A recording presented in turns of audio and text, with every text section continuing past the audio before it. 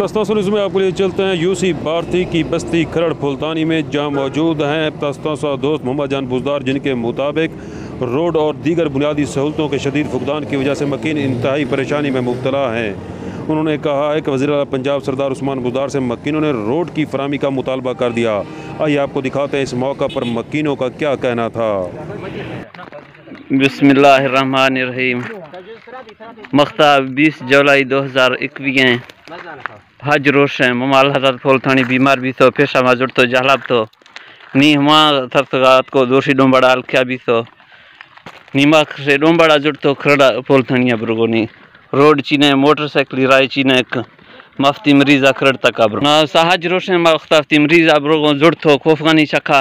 एकरे राय चीने एरा मर को दुद्धो मड़ा गिरी के चार मड़ा पूरा गारा चीने